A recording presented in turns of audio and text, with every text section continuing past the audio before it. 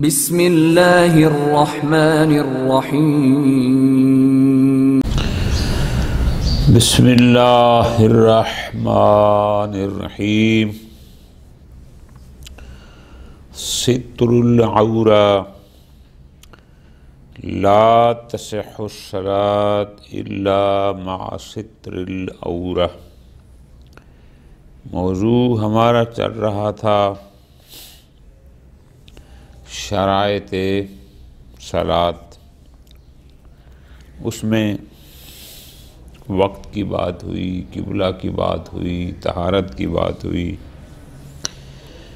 آج ہے کہ مرد اور عورت کو نماز کے لیے جسم کا کتنا حصہ ڈھانپنا ہوتا ہے کہ اتنے حصے پر اگر وہ ڈھانپیں گے تو نماز صحیح ہوگی، نہیں تو نماز باطل ہوگی۔ یہ لفظ ساتر، ساترا یسترو ساترن، ساتر مصدر ہے ڈھانپنا، لیکن سیتر المعانی میں آپ دیکھیں انہوں نے اس کا معنی بھی یہ لکھے آسیتر یعنی الحجاب، کہ جس کے ساتھ کسی چیز کو ڈھانپا جاتا ہے۔ خوب،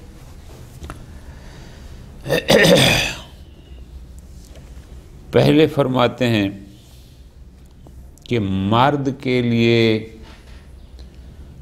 اگلی پچھلی شرمگاہ کا ڈھانپنا واجب ہے، ٹھیک۔ عورت کے لیے پورے جسم کا ڈھانپنا نماز میں واجب ہے، سوائے چہرے کے، سوائے دو ہاتھوں کے اور پاؤں کے، ٹھیک۔ اور یہ جو ساتر ہیں ان کی طہارت، ان کا پاک ہونا شرط ہے۔ اباحہ، ان کا مباح ہونا، کہ یہ لباس نماز پڑھنے کا والے کا لباس المصلی مباح ہونا چاہیے، غصبی نہیں ہونا چاہیے۔ خوب، اسی طرح ایک اور حکم ہے کہ یہ لباس غیر معقول اللحم یعنی حرام گوشت جانور کے اجزاء سے بھی نہیں ہونا چاہیے۔ اور اسی طرح اگر حلال گوشت ہے لیکن وہ تزکیہ شدہ نہیں ہے، شرعی طریقے سے اس کو ذبح یا نحر نہیں کیا گیا، تو اس کے اجزاء سے بھی یہ لباس نہیں ہونا چاہیے۔ اسی طرح فرماتے ہیں یہ ساتر مرد کے لیے سونے کا نہیں ہونا چاہیے اور خالص ریشم کا بھی نہیں ہونا چاہیے۔ خوب، یہ تو ہیں سارے احکام۔ اب ان پر والمستند فی ذالک، ان سب کے لیے دلیل چاہیے۔ یعنی پہلی دلیل اس بات پر کہ جو شخص نماز پڑھتا ہے، مرد ہے یا عورت، اس کے لیے ساتر کا ہونا، ایک حد تک لباس کا ہونا واجب ہے، اس پر دلیل چاہیے۔ پھر اس بات پر دلیل چاہیے کہ مرد کے لیے فقط شرمگاہوں کی حد تک ساتر واجب ہے اور عورت کے لیے پورے جسم کا ساتر واجب ہے، اس پر بھی دلیلیں چاہیے۔ پھر انشاءاللہ آگے ہم جائیں گے طہارت میں اور اس میں جہاں تک پہنچ سکتے ہیں۔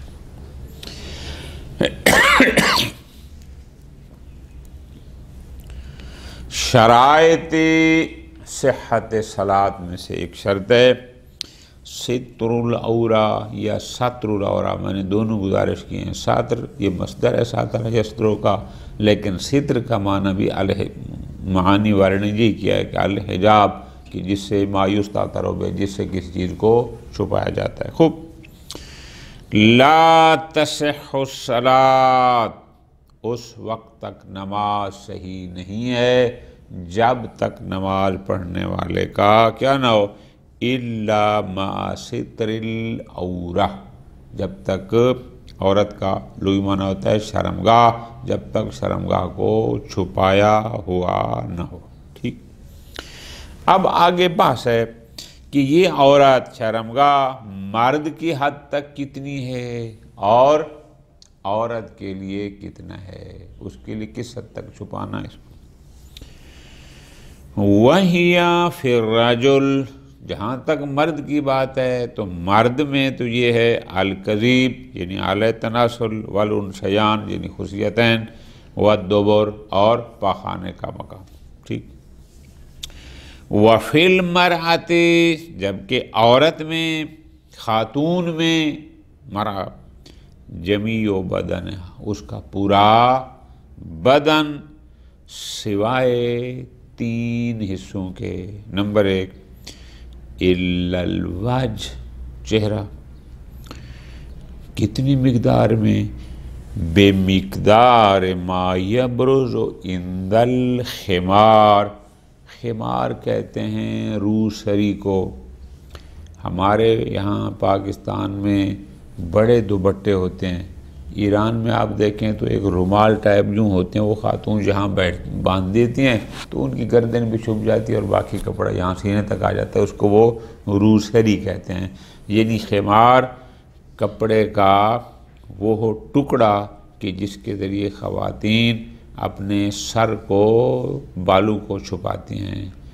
ایرانی اس کو روسری کہتے ہیں، ہمارے معاشرے میں اس کو مکھنا کہتے ہیں تقریباً، یعنی وہ بڑی چادر نہیں ہوتی، اس قسم کا دوپٹہ۔ خود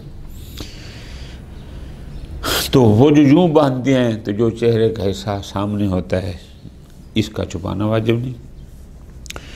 والکفین، ہاتھوں کی ہتھیلیاں، الی الذانتین، یہ کلائی تک، یہاں یعنی بازو اس میں شامل نہ ہو، کلائی یہ جوڑ ہوتا ہے بس، اس سے پیچھے نہیں ہونا چاہیے۔ والقدمین، اور پاؤں، الی الساقین، یعنی پنڈلیوں تک، وہ جو ٹخنے ہوتے ہیں گویا کہ وہاں تک جو جوڑ ہوتا ہے۔ خوب، وَيُعْتَبَرُ فِي السَّاتِرِ، اب یہ جو ساتر ہے جس کے ذریعے چھپایا جا رہا ہے، جس کو ہم لباس کہتے ہیں، یہ ساتر مضافاً الی طہارتہ، ایک تو اس میں طہارت شرط ہے، طہارت کے ساتھ ساتھ اور شرط ہے اباحتہ، کہ وہ ساتر، وہ لباس مباح ہونا چاہیے، یعنی غصبی نہ ہو۔ علی المشہور، یعنی شہرت علماء میں، یعنی شہرت فتوائیہ یہی ہے کہ وہ لباس مباح ہونا چاہیے، آگے بات آئے گی۔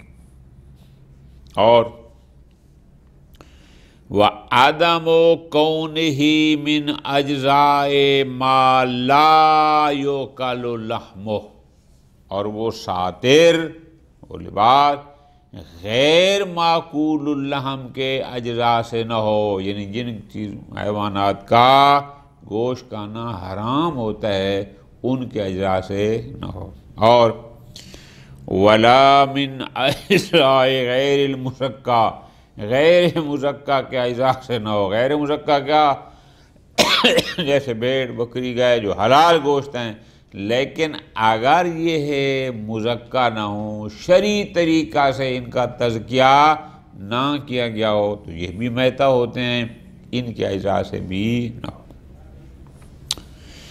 اسی طرح فرماتے ہیں ایک اور شرط بھی ہے، وہ کیا ہے لباس میں اور ساتر میں؟ وہ ہے یعتبر للرجال، فقط مردوں کے لیے یہ شرط ہے، ان لا یکون من الذہب، کہ ان کے لباس جو ہے وہ سونے یا خالص حریر سے نہیں ہونا چاہیے۔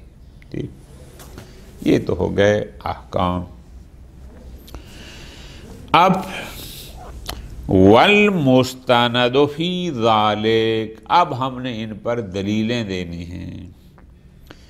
پہلی بات، لزوم الستر فی الصلاۃ، کہ نماز پڑھنے والے کے لیے ساتر کا ہونا واجب ہے، یعنی اصل وجوب ساتر میں بحث ہے، ٹھیک ہے جی، اس پر دلیل۔ فَقَدْ ذَكَرَ فِي الْمُسْتَمْسَكِ، ایک کتاب ہے فقہ کی، العروۃ الوثقی، آیت اللہ محمد کاظم یزدی رحمۃ اللہ علیہ، بہت پیاری کتاب ہے، اس میں بہت سارے احکام لکھے، پھر اس عروہ پر جو فقہاء تھے سابقین، آیت اللہ خوئی، آیت اللہ نجفی مراشی، آیت اللہ خمینی، آیت اللہ گل پیگانی، انہوں نے نیچے حاشیہ لکھا، یعنی اگر کسی فتوے میں اختلاف تھا تو نیچے اس کو لکھ دیا۔ یہ بھی مارکیٹ میں میسر ہے، ہمارے مدرسہ باقر العلوم میں یہ باقاعدہ اشہر علومہ سے پہلے پڑھائی جاتی تھی، بہت بہترین کتاب ہے۔ اب بھی بہت سارے فقہی موارد ایسے آتے ہیں کہ جو ان کتابوں میں نہیں ملتے، تو عروۃ الوثقی میں وہ جزئی مسائل بھی کئی دفعہ دیکھا ہے کہ وہاں مل جاتے ہیں جو دیگر نے لکھے۔ اس عروہ پر ایک اور کتاب لکھی آیت اللہ العظمی السید محسن الحکیم رحمۃ اللہ علیہ، بہت بڑا نام ہے، ان کی مرجعیت عالمی تھی، عامہ تھی۔ 14 جلدوں پر، وہ جو موجودہ پرنٹ ہے وہ 14 جلدوں میں آ رہا ہے، اس کا نام ہے مستمسک العروۃ الوثقی، یعنی وہ صاحب عروہ نے جو فتاویٰ دیے ہیں، جو فقہ کتاب ہے وہ اس نے کہاں کہاں سے لیے ہیں، 14 جلدوں پر آیت اللہ محسن حکیم نے وہ اس پر یہ لکھی، وہ نیٹ پر بھی ہے، پرنٹڈ بھی موجود ہے۔ اچھا، اب ہماری بات کیا تھی؟ اما لزوم الستر فی الصلاۃ، کہ پہلی بات کہ خود نماز میں ساتر کا ہونا واجب ہے، ستر لازم ہے، اس پر دلیل کیا ہے؟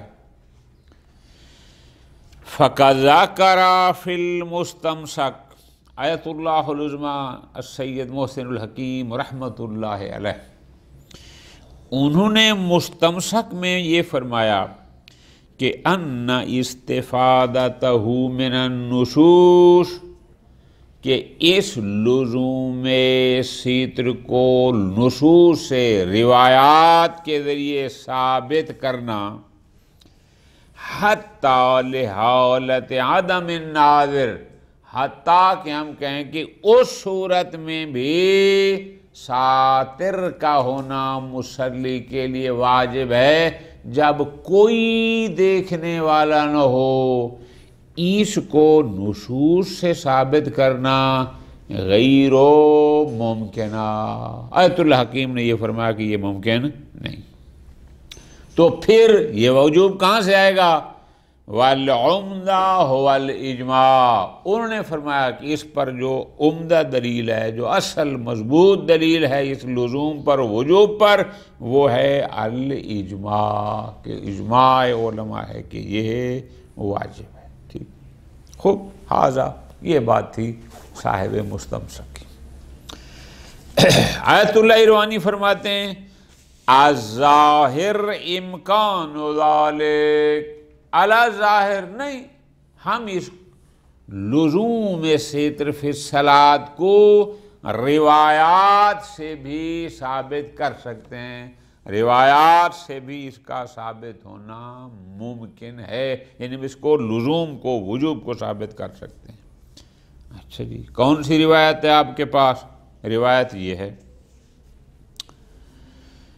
ففی صحیحۃ صفوان، روایت صحیح صفوان، انہ کاتب الی ابی الحسن علیہ السلام، اس نے امام موسیٰ کاظم علیہ السلام کی خدمت میں لکھ کر بھیجا، یسألو، یہ سوال تھا، کیا؟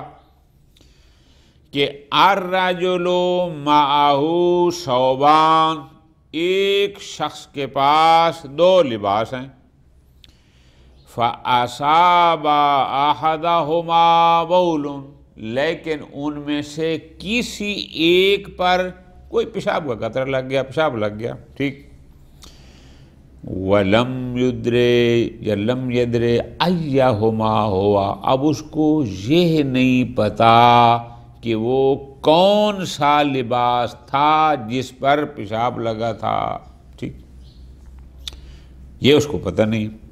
وَحَضَرَتِ الصَّلَاةُ، ادھر سے نماز کا وقت ہو گیا۔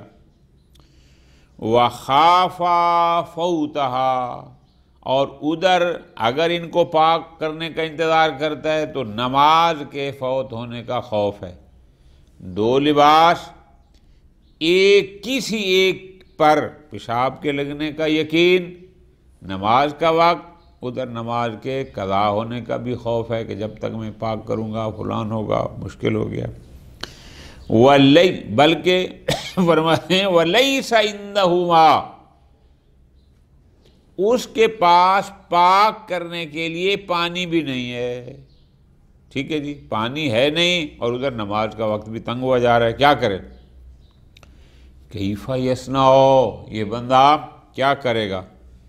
قال، امام نے جواب میں بھیجا، یصلی فیہما جمیعا، یہ بندہ دونوں کپڑوں میں یعنی دونوں لباسوں میں نماز پڑھے گا، پہلے ایک لباس پہن کے نماز پڑھ لے پھر دوسرا، کیوں؟ تاکہ جو یقیناً پاک تھا اس میں ہو جائے، ٹھیک۔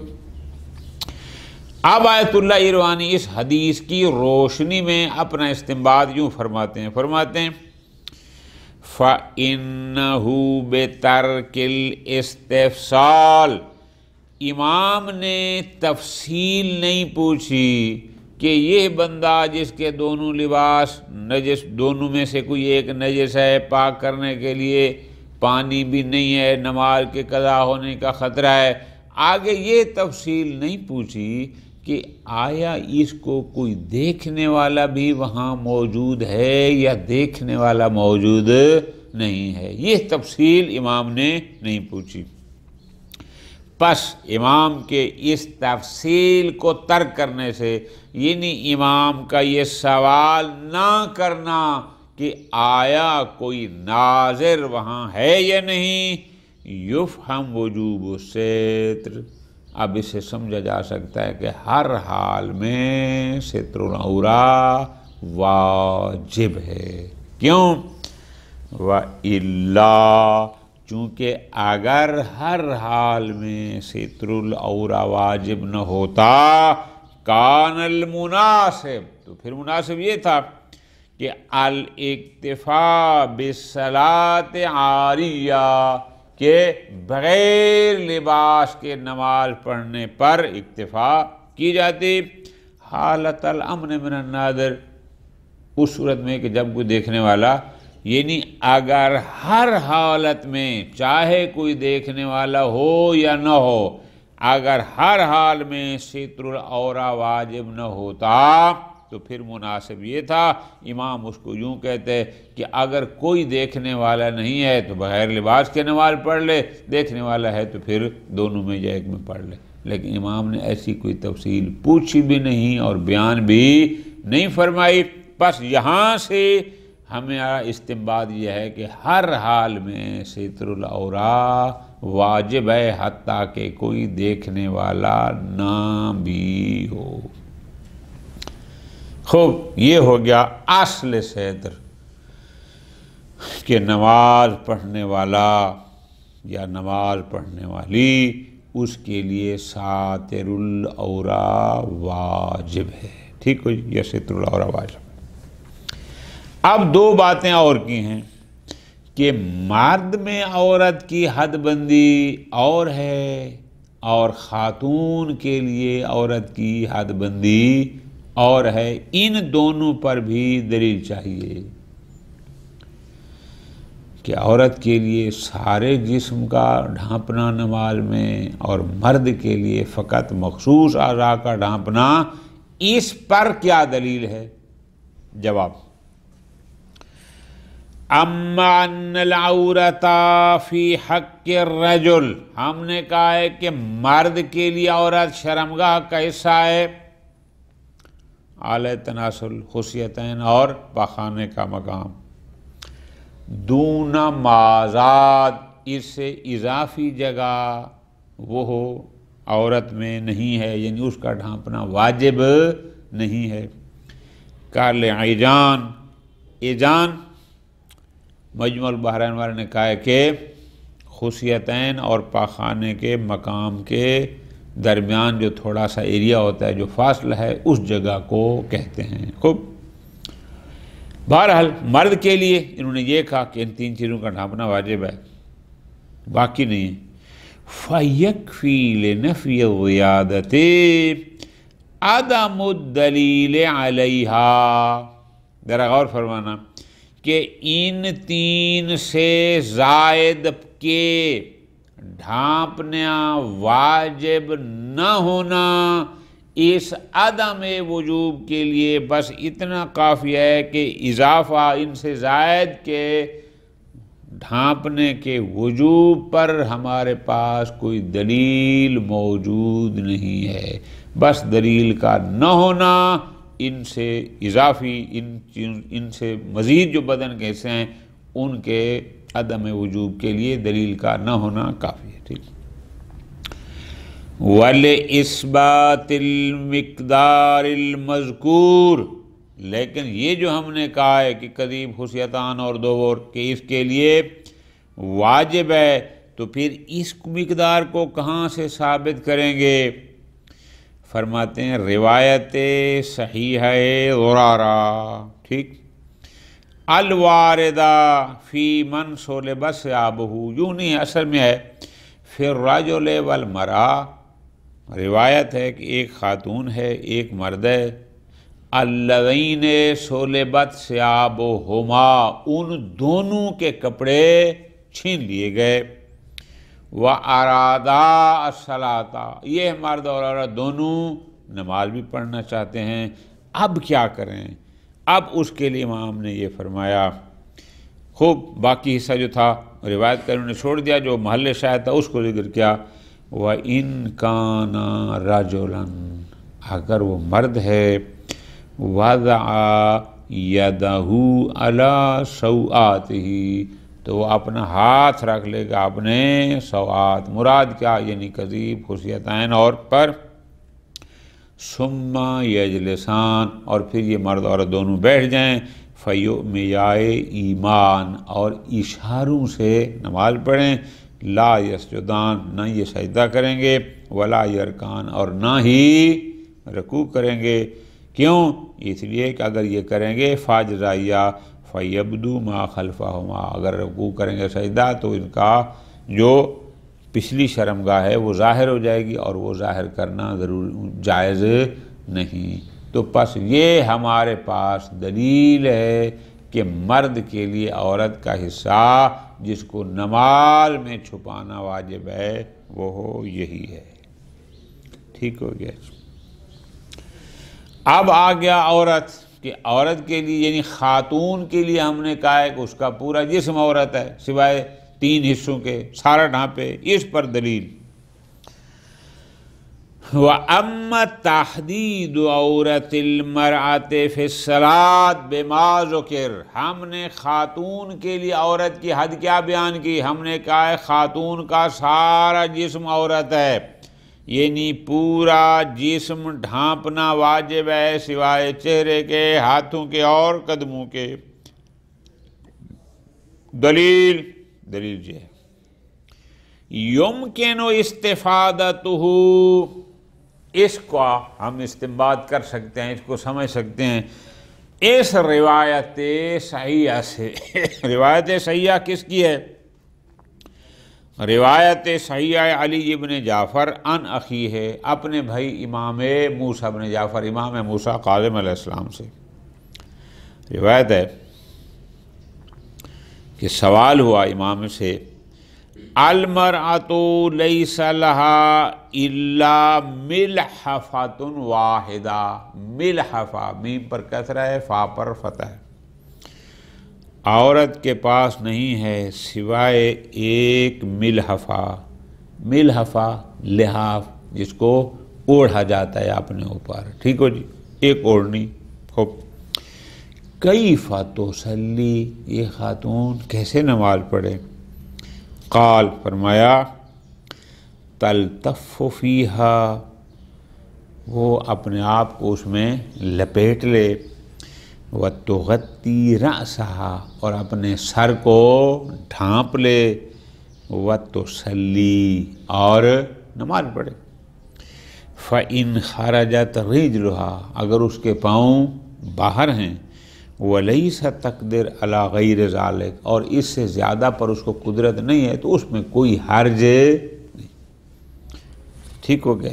یہ ہو گئی ایک روایت کہ جس سے یہ سمجھ آ گئی کہ سر اور پاؤں اور ہاتھوں کے علاوہ سارا جسم، چونکہ امام نے کہا ہے تلتف فیہا، یعنی اس میں اپنے آپ کو لپیٹ لے، تو اس کا مطلب پورا جسم ڈھانپنا واجب. اما جواز ابراز الوجہ بالمقدار المذکور. ہو، اب آ گئی اگلی بات، کون سی؟ کہ چہرے کو او مقدار مذکور، یعنی وہ جو مکنہ خاتون کرتی ہے اتنا، اور پھر اس کو یہاں عام طور پہ باندھ دیتی ہیں، تو یہ حصہ جو چہرے کا کھلا ہے اس کا ڈھانپنا واجب نہیں ہے، اس کا ابراز یعنی اس کا ظاہر کرنا نماز میں جائز ہے. اس کے لیے کیا دلیل ہے؟ فرماتے ہیں فال روایات الخمار، وہ روایات جو روسری، جو مقنع کے بارے میں موجود ہیں. مثلا روایت موثقہ ابن ابی یافور، وہ کہتا ہے کہ قال ابو عبداللہ، امام جعفر صادق علیہ السلام نے فرمایا تصلی المرأۃ فی ثلاثۃ اثواب، عورت 3 کپڑوں میں نماز پڑھے گی. یعنی عورت جب نماز پڑھتی ہے تو اس کے لیے 3 کپڑے واجب ہیں، لازم ہیں. کیا؟ ازار، درع اور خمار. ٹھیک ہے جی. خوب. ازار کیا ہے؟ جیسے میں نے گزارش کی، ازار بڑی چادر کہتے ہیں، اور جیسے کفن کی بات میں آیا تھا ازار، میزر اور قمیص، بڑی چادر کو بھی کہتے ہیں. فارسی والے شلوار کو بھی کہتے ہیں. مراد یہ ہے کہ کوئی کپڑا جس سے نیچے کے حصے کو ڈھانپا جاتا ہے. دیرا یعنی قمیص جو روٹین میں خواتین گھر میں پہنتی ہیں. وہ خمار، خمار وہی مقنع روسری اس کو کہتے ہیں. ٹھیک ہو گیا. تو یہ 3 کپڑے خاتون کے ضروری ہیں اس روایت کے مطابق. بل قد یستفاد ذلک من التعبیر بجملۃ تغطی رأسہا الواردہ فی صحیحۃ سابقہ. اور روایت سابقہ میں کیا آیا تھا؟ تلتف فیہا وتغطی رأسہا، فرمایا سر کو ڈھانپے. تو امام کے اس تغطی رأسہا یعنی سر کو ڈھانپے، اس جملے سے بھی یہ سمجھا جا سکتا ہے کہ سر کا ڈھانپنا واجب ہے، چہرے کا ڈھانپنا واجب نہیں. خوب. باقی جو ہم نے 2 چیزیں استثناء کی، کفان کے دونوں ہاتھ اور دونوں قدم، فیکفی لإثبات استثنائہما، یہ کیوں ڈھانپنے والے حکم سے مستثنیٰ ہیں؟ ان کے استثناء کے لیے کیا دلیل ہے؟ فرماتے ہیں ان کا استثناء ثابت کرنے کی اتنا کافی ہے. کیا؟ القصور فی المقتدی، کہ جو مقتدی وجوب ہے وہ قاصر ہے، وہ نامکمل ہے. بس اتنا ان کے استثناء کے لیے کافی. خوب.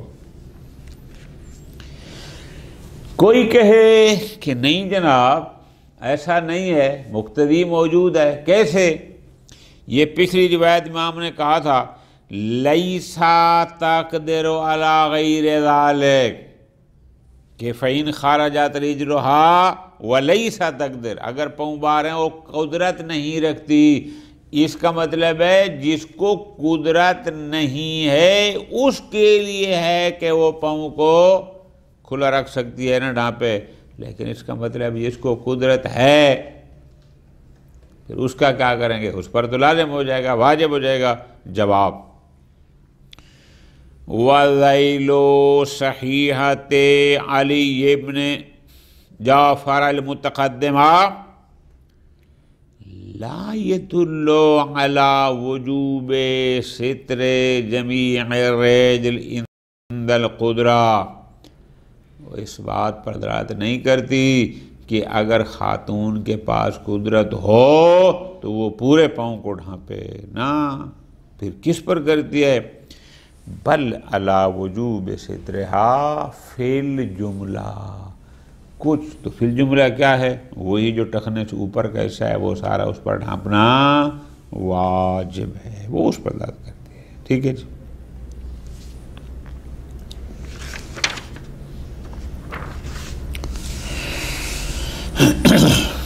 اما الاباحہ، اگلی بات جنہوں نے یہ کی تھی کہ وہ لباس مباح ہونا چاہیے، غصبی لباس میں نماز نہیں ہے، جو ساتر العورہ ہے وہ مباح ہونا چاہیے۔ اس اباحہ کی دلیل ذرا غور کرنا، فرماتے ہیں فالمعروف اعتبارها فی لباس المصلی وفی مکانہ، لباس مصلی اور مکان مصلی کا مباح ہونا مشہور ہے، فقہا میں معروف ہے، سارے کہتے ہیں کہ یہ لباس مصلی اور مکان مصلی، جس جگہ کھڑا ہو کے نماز پڑھ رہا ہے وہ مباح ہونا چاہیے، بالرغم من عدم وجود روایت تدل، جبکہ اس کے باوجود کہ ہمیں کوئی ایسی روایت نہیں ملی جس روایت نے لباس مصلی اور مکان مصلی کے مباح ہونے پر دلالت کی ہو، جس نے کہا کہ واجب ہے کہ یہ دونوں مباح ہونے چاہیے، ہمیں کوئی دلیل نہیں ملی۔ ٹھیک۔ اما لباسہ فقد اختلف فی المقدار اللازم، اچھا اب لباس کی حد تک پھر اختلاف ہے کہ آیا سارا لباس اس کا مباح ہونا چاہیے یا جو حصہ ساتر عورتین ہے بس اسی کا مباح ہونا کافی ہے، باقی نہ بھی ہو، اس میں بھی اختلاف ہے۔ فقیل باعتبارہا فی جمیع اللباس، بعد نے کہا سارے کا سارا لباس مباح ہونا واجب ہے، لازم ہے۔ وقیل، بعد کہتے نہیں، بے اعتبارہا فی خصوص ما یتحقق بہ ستر العورہ دون ما ذاک، وہ کہتے نہیں لباس کا اتنا حصہ یا وہ جز جو جس سے ستر العورہ متحقق ہو جائے، بالفاظ دیگر یعنی جتنا ساتر عورتین بن سکتا ہے، عورت کے لیے زیادہ چاہیے ہوگا، پورا جسم ہے، مرد کے لیے تھوڑا، اتنا خصوصی طور پر مباح ہونا چاہیے، سارے کا مباح ہونا ضروری نہیں ہے۔ خوب، یہ اختلاف اس لباس میں اس حد تک بھی ہے کہ کتنی مقدار میں اس کا مباح ہونا ضروری ہے۔ خوب، بارہ روایات میں مسئلہ روایت نہیں ملی۔ آگے فرماتے ہیں، بعض حضرات ایک اور دلیل دیتے ہیں، کس پر؟ کہ کیوں اس لباس مصلی کا مباح ہونا واجب ہے اور غصبی صحیح نہیں ہے، وہ ایک اور دلیل دیتے ہیں، توجہ، وہ یہ ہے بِأَنَّ التَّسَتُّرَ حیث انہ واجب فی الصلاۃ وقد یستدل، بس اوقات کیا دلیل دیتے ہیں؟ علی الاعتبار، کہ شرط ہے. کیا شرط ہے؟ نہ اباحہ علی الاعتبار، یعنی علی اعتبار الاباحہ، کہ لباس مصلی کے مباح ہونے پر بسا اوقات یہ دلیل دی جاتی ہے. کون سی؟ بِأَنَّ التَّسَتُّرَ حیث انہ واجب فی الصلاۃ، کہ نماز میں تستر یعنی مرد کا مخصوص جگہ کو ڈھانپنا، عورت کا پورے جسم کو ڈھانپنا واجب ہے. اب جب تستر واجب ہے، فلا یجوز ان یکون بالمغصوب، اب یہ جائز نہیں ہے کہ وہ تستر وہ ڈھانپا جائے اس کو غصبی لباس سے. کیوں جی؟ لاستحالۃ ان یکون الحرام مصداقا للواجب، اس لیے کہ یہ محال ہے کہ ایک حرام واجب کا مصداق ہو، کہ ایک شخص نے کسی کا لباس چوری کیا، فعل حرام کیا، اس فعل حرام کر کے لباس پہنا ہوا ہے، اور ہم کہیں کہ بس یہ واجب ادا ہو گیا. تسرنا حرام پر واجب کا صادق آنا محال ہے، کسی حرام پر واجب صادق نہیں آتا.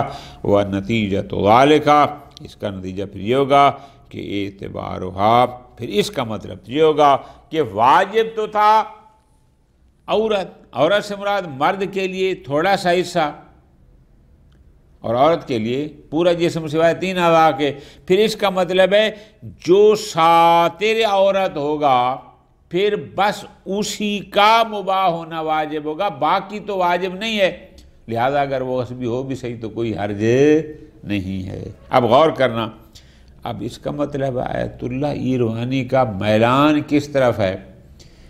اول تو اباحت اللباس پر دلیل حدیث کوئی نہیں، اور پھر صرف شہرت فتوائی ہے، اور اگر ہو بھی صحیح تو وجوب فقط اتنی حد تک ہوگا جس نے ساتر عورت بنتا ہے، نہ کہ پورا لباس. صلی اللہ علیہ محمد وعلیہ